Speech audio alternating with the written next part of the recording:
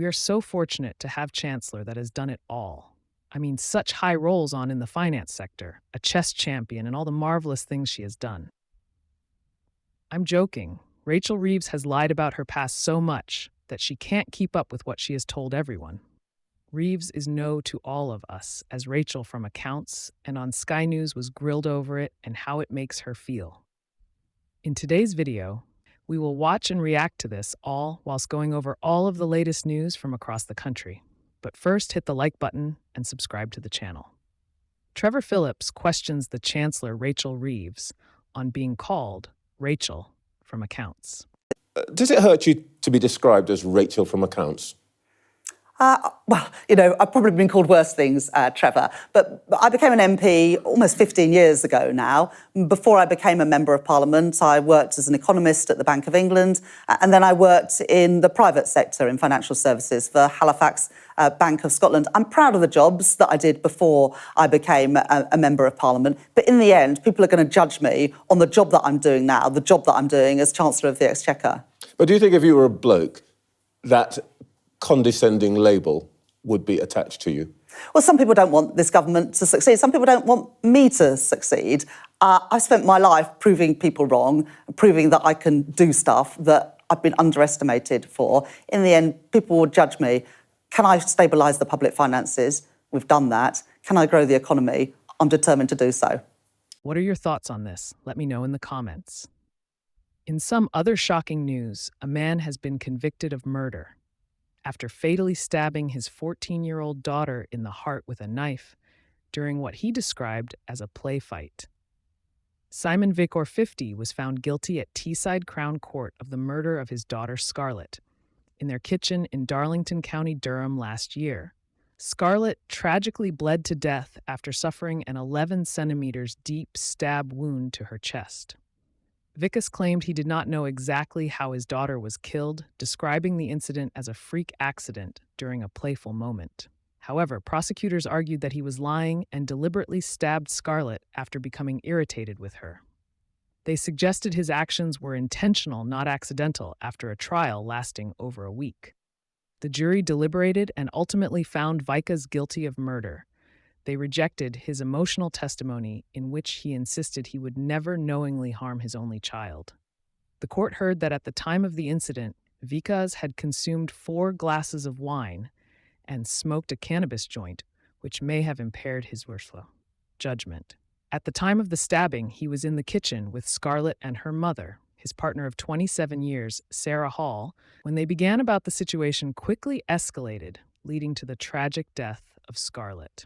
In some other news, Defense Secretary John Healey is seeking the King's approval to rename the under-construction hunter-killer submarine, HMS Agincourt, to HMS Achilles, a move that has sparked controversy and concerns about offending the French.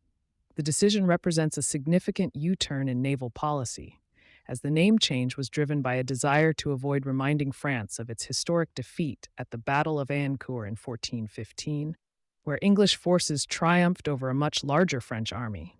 The name Achilles was chosen to prevent any diplomatic tensions, though the Agincourt name has long held significance in British naval tradition. The submarine was initially set to be the 6th Royal Navy vessel named Agincourt, honoring the historic victory. The battle immortalized in British history has seen 5 previous ships bear the name. Former Defense Secretary Grant Shapps, who dismissed the name change as woke nonsense last year, has since criticized the reverse IAL, calling it sacrilege. He argued that the name Agincourt represents a key moment in British history. A Navy spokesperson defended the decision, noting that the renaming process began under the previous government and considered historical and civic significance. The name Agincourt is also tied to Shakespeare's Henry Futh, with lines like, "We few, we happy few, we band of brothers," further cementing its cultural importance.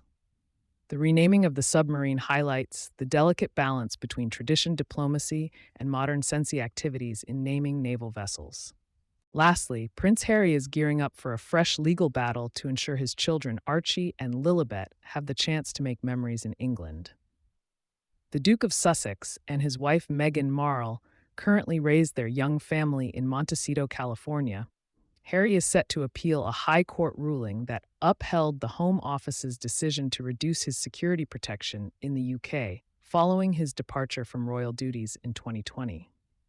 As a result of stepping back from royal life and moving to the United States, Prince Harry no longer receives the same level of police protection automatically granted to other members of the royal family. In 2020, Harry challenged the decision by the Executive Committee for the Protection of Royalty and Public Figures, claiming he was unfairly singled out. However, the High Court ruled in March that the decision was neither irrational nor unjust, with the Home Office welcoming the ruling in June. Judge David Bean granted Harry permission to appeal, acknowledging that his challenge had a real prospect of success. Though, not without hesitation, a source close to the Duke told Hello that Harry's goal is clear. He wants to ensure the safety of himself and his family while in the UK, so his children can know his home country, and so he can continue supporting his patronages and their important work. The ongoing security dispute has strained Harry's family ties to Britain, with Archie and Lilibet not having visited since the Queen's Platinum Jubilee in 2022. King Charles has met Lilibet only once in person. Sources suggest Har believes his father should intervene to reinstate his full protection, though. Royal insiders have said it would be wholly inappropriate for the king to challenge a government decision. A successful appeal could help Harry repair his relationship with his father and enable future family visits. This legal action follows Harry's settlement with News Group newspapers. Last week, a close of Flessums.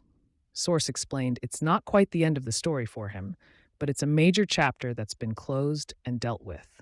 The next case is fundamentally important to him in terms of his family. So, what are your thoughts on what we discussed in today's video? Let me know down in the comments. Please make sure to hit the like and subscribe button for more British content.